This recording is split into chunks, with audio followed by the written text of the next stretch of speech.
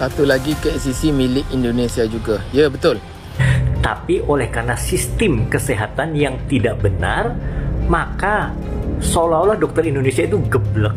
Mengapa dokter ini tidak tahu? Nah, itu yang jadi pertanyaan saya. Kecuali kalau bapak ini bukan dokter, tapi kan dia dokter. Dia pun baru tahu dari pernyataan dokter yang berbeda pula. Aduh, aneh.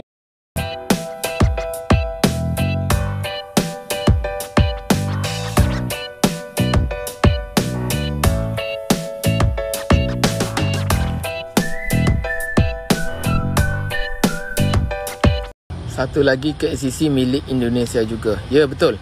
Kalau ikut pada sejarah pembinaan menara KLCC ni, sebenarnya memang Indonesia buat di Malaysia dengan harapan bila dah siap mereka akan bawa balik ke Indonesia. Tapi disebabkan masalah struktur tanah, tak boleh nak korek balik, jadi dia terpaksa tinggalkan di Malaysia. Bukan tinggal saya saja, dia tinggalkan penjaganya sekali. Ramai warga Indonesia jaga menara KLCC tu, jaga ambil gambar. 10 pak, 10. Aduh bang, jangan diambil hati ya. Ini komentar-komentar orang yang kecil, orang yang mungkin tidak berpikiran luas ya. Kita lihat, masa KLCC milik Indonesia juga? Dari mana kabar itu? Sementara kita tahu KLCC, apalagi Menara Petronas itu berada di Kuala Lumpur. Kuala Lumpur itu di mana? Apa itu juga bagian dari Indonesia? Tolonglah berpikir jernih. Jadi bang, please jangan diambil hati. Seumpama saya ini adalah seorang tukang ahli, tukang bangunan yang untuk membangun rumah guys. Jadi saya ada satu pemilik tanah meminta saya untuk membangun rumah di tanah dia. Dia bayar saya membangun. Tapi setelah bangunan itu jadi, apakah itu bangunan yang telah saya bangun menjadi hak milik saya? Tidak ya. Karena saya dibayar untuk membangun bangunan itu. Sementara yang memiliki tetap si pemilik tanah. Nah, aduh. Jadi sekali lagi saya mau cerita tentang dokter Indonesia. Dokter Indonesia itu sebetulnya hebat-hebat. Tapi oleh karena sistem kesehatan yang tidak benar, maka seolah-olah dokter Indonesia itu geblek. Saya mau cerita kasus saya ya. Jadi saya punya seorang saudara ya, ada paman jauh begitu.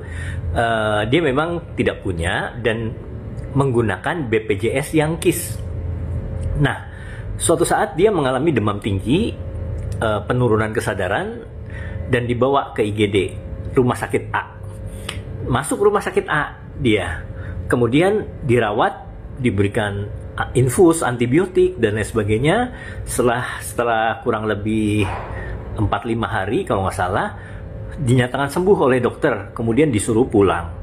Nah, sampai di rumah ternyata demam tinggi lagi dan mengalami penurunan kesadaran lagi. Diagnosanya sepsis ya waktu itu. Kemudian dibawa lagi dong ke rumah sakit A itu, ke IGD-nya. Tapi dokter IGD tidak mau menerima dengan alasan ini sudah sembuh, sudah diberikan antibiotik yang bagus, sudah sembuh, ini hanya bapak ini hanya ngantuk aja. Dia bilang, waduh, padahal itu pasien tersebut ya dibangun-bangunin, digoyang-goyangin itu tidak sadar. Kemudian diajak ngomong juga nggak sadar ya, ngomongnya cuma gitu-gitu aja. Nah, dia bilang nggak bisa dirawat lagi, suruh pulang aja, katanya nanti minum paracetamol, kemudian nanti kalau udah tidur nanti lama-lama dia cuma ngantuk aja, katanya begitu. Pusing ya. Pasti kita akan marah. Saya kan di sana, saya sebagai dokter saya tahu tidak boleh memvideokan, tidak boleh mendokumentasikan di dalam ruangan IGD. Ya sudahlah, saya mengalah, kita pulang. Saya tanya sama keluarganya, katanya ya udah bawa ke rumah sakit lain deh. Akhirnya dibawa ke rumah sakit lain, ke rumah sakit B, dan di rumah sakit B langsung masuk ICU, bisa diterima dengan BPS-nya juga. Saya juga nggak mengerti kenapa dokter itu sebodoh itu. Ternyata saya tanya sama teman saya yang di BPJS, oh itu aturannya kalau sudah dinyatakan sembuh dari rawat inap, sudah dinyatakan sembuh ya dari sepsis, kemudian dalam jangka waktu 1 minggu tidak boleh sakit lagi dengan sakit yang sama dan masuk IGD. Tidak boleh sakit. Intinya seperti itulah, kurang lebih seperti itu. Tidak boleh sakit. Koreksi kalau saya salah ya. Nah, oh ternyata begitu. Jadi 1 hari setelah pulang kan pasiennya demam tinggi lagi, hilang kesadaran lagi, nggak boleh dibawa ke rumah sakit itu lagi karena sudah dinyatakan sembuh. Jadi plafonnya itu mungkin untuk jangka waktu sekian, karena sudah dinyatakan sembuh tidak boleh balik lagi. Intinya seperti itu dah. Nah itulah yang membuat dokter Indonesia itu nganyel kelihatannya goblok. Padahal sistemnya seperti itu. Mestinya sih memang dia kasih tahu, Bapak. Dia nggak tahu kalau saya dokter waktu itu. Bapak, dokter. ini kan BPJS KIS. Kalau sudah dinyatakan sembuh itu kita tidak bisa masuk IGD lagi dengan penyakit yang sama. Mestinya sih bilang begitu aja. Ya udah nanti biar keluarganya nyari uang untuk mandiri begitu ya, atau ke rumah sakit lain. Tapi ini kan jadi kelihatan goblok dokternya. Orang itu jelas-jelas soporokoma ya, mungkin ya, kesadarannya sangat menurun, dibilang ngantuk doang begitu. Nah itulah yang ingin saya sampaikan ya teman-teman. Terima kasih, semoga informasi saya bisa dipahami ya. Jadi sistem kesehatan di Indonesia yang masih amburadul perlu diberesin. Oke, sudah kita saksikan guys, ternyata satu hal yang tidak diketahui termasuk saya, rupanya bahwa jika pasien itu sudah rawat inap di satu hospital, apalagi dia menggunakan BPJS, layanan BPJS, kalau sudah dirawat inap, dalam waktu seminggu ke depan tidak boleh rawat inap dengan sakit yang sama. Artinya setelah dia keluar dari rawat inap di hospital itu, harus dia dalam keadaan sembuh, dinyatakan sembuh dan tidak boleh sakit lagi guys. Mungkin setelah beberapa minggu atau beberapa bulan setelah dia dirawat inap, mungkin sakit lagi dengan penyakit yang sama, itu baru boleh guys ya. Tapi namanya penyakit tidak bisa kita hindari. Kita sembuh hari ini dari sakit, kita tengok besok pagi rupanya penyakit yang sama itu bisa bangkit kembali guys. Siapa yang bisa mengetahui hal itu? Siapa yang bisa meyakini hal itu? Ya. Tapi satu manajemen di Indonesia rupanya hal seperti itu terjadi. Tidak boleh sakit yang sama, tidak boleh rawat inap dalam waktu 1 minggu. Kalau memang sakit yang sama itu berlanjut, maka kita tidak diperkenankan untuk menggunakan BPJS. Tidak boleh pakai BPJS, tapi harus lewat jalur pasien umum atau reguler. Bayar lagi guys ya, begitu. Sudahlah BPJS kita bayar setiap bulan ya. Setiap bulan ini kita bayar BPJS. Tapi yang anehnya bagi saya, ini kan pemberitaan atau pernyataan langsung dari seorang dokter. Tapi dokter yang memberikan narasi ini, mengapa kok dia tidak tahu sistem BPJS yang harusnya ini diketahui oleh semua dokter di Indonesia? Bahwa sudah rawat inap dalam waktu 1 minggu tidak boleh rawat inap dengan penyakit yang sama. Mengapa dokter ini tidak tahu? Nah itu yang jadi pertanyaan saya. Kecuali kalau bapak ini bukan dokter, tapi kan dia dokter. Dia pun baru tahu dari pernyataan dokter yang berbeda pula. Aduh aneh. Benar kalau berobat di rumah sakit pemerintah di Malaysia itu harganya jauh lebih murah. Jawabannya adalah benar teman-teman ya. Benar. Jadi warga lokal, warga negara Malaysia kalau mereka mau berobat di rumah sakit teman-teman ya, itu biasanya mereka akan milih General Hospital. Atau yang kita kenal sebagai rumah sakit pemerintahan kerajaan Malaysia teman-teman ya. Nah di sana mereka itu punya fasilitas jaminan sosial atau jaminan kesehatan. Ya kalau di tempat kita namanya BPJS. Ya. Nah tapi sayangnya teman-teman ya, itu hanya berlaku bagi warga negara Malaysia saja. Jadi buat kamu ya yang dari luar negeri ya, terutama dari Indonesia, kamu nggak bisa memanfaatkan fasilitas ini teman-teman ya.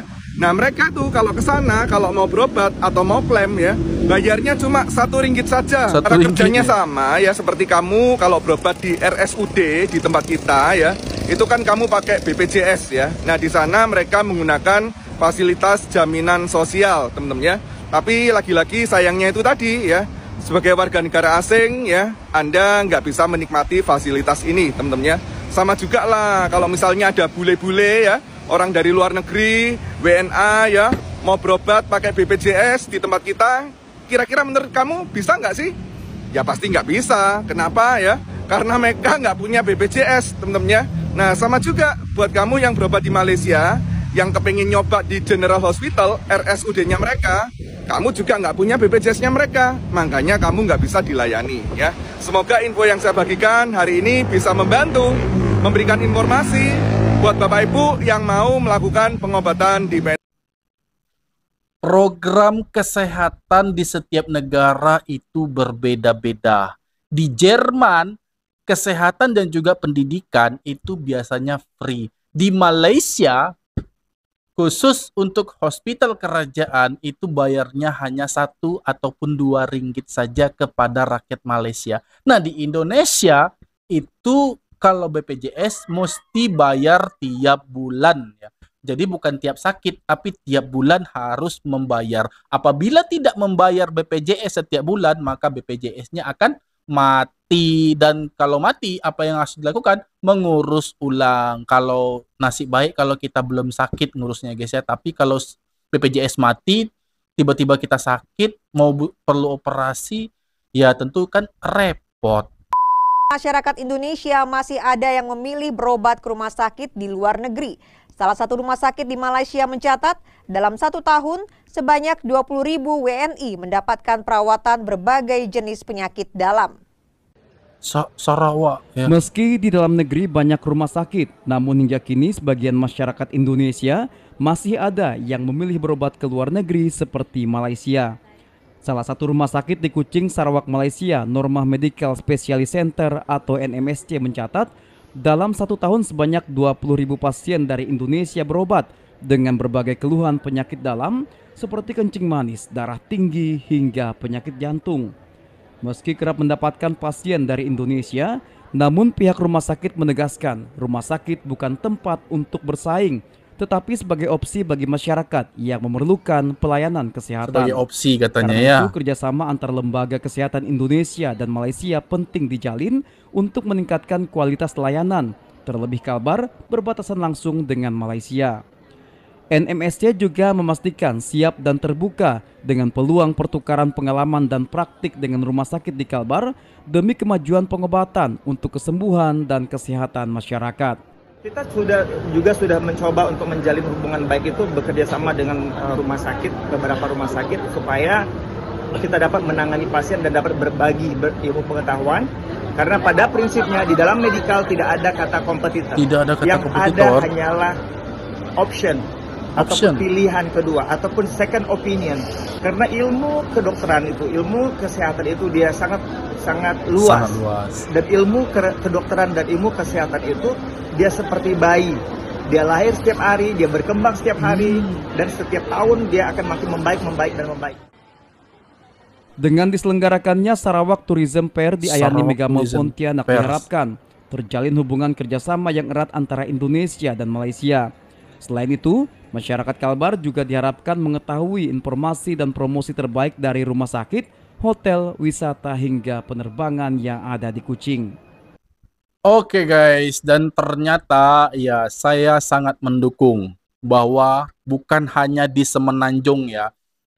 Kita perlu garis bawahi ini, bukan hanya di Semenanjung yang akan memberikan kualitas dunia medisnya yang terbaik guys. Jadi banyaknya orang Indonesia ini sudah mencapai 20.000 lebih, bahkan sampai ratusan ribu hingga jutaan kalau kita hitung secara keseluruhan. Ternyata mereka bukan hanya datang ke Semenanjung, melainkan di Borneo pun memiliki kualitas yang tidak kalah bagusnya daripada dunia medis yang ada di Semenanjung ya guys ya. Artinya bahwa di sini kesimpulan dari saya tidak berbeda kualitas. Jadi kalau untuk membangun hospital di Malaysia, di seluruh Malaysia itu memiliki satu standar yang sama yang wajib untuk dipenuhi di setiap hospital-hospital yang ada di Malaysia. Jadi di sini guys, tidak perlu kita pandang di tempat mana. Rata-ratanya mereka ada setiap hospital dibangun di Malaysia itu memiliki standar dan kualitas pelayanan yang sama. Teknologi yang mungkin hampir berbeda, tapi standarnya sama. Nah, itu yang perlu kita apresiasi, kita salut guys ya. Di Sarawak, jadi bukan hanya di Penang, ya, bukan hanya di Melaka, di Sarawak ini guys ya. Apalagi ini dikhususkan bagi masyarakat Kalimantan Barat yang dekat jangkauannya dari Kuching, Sarawak. Di Sabah pun saya yakin ada juga yang seperti ini ya guys ya. Jadi apapun yang dikatakan tadi di sini, jadikan dunia medis ini bukan sebagai kompetitor tapi sebagai opsi. Nah, saya agak kurang setuju guys. Agak kurang setuju hal itu. Jadikan dunia medis ini sebagai opsi kedua dan bukan kompetitor. Bahkan selama ini banyaknya hal yang diherankan oleh pemerintah Indonesia tentang terlalu banyak sekali pasien Indonesia yang berobat ke Malaysia. Pasien yang ada di Indonesia tetap berobat ke Indonesia. Dan secara tidak langsung itu sudah menjadi satu kompetitor. Ya, bukan sebagai opsi lagi. Ini menurut pandangan saya ya guys ya. Karena mau tidak mau, suka atau tidak suka, tetap dunia medis adalah bisnis bagi mereka.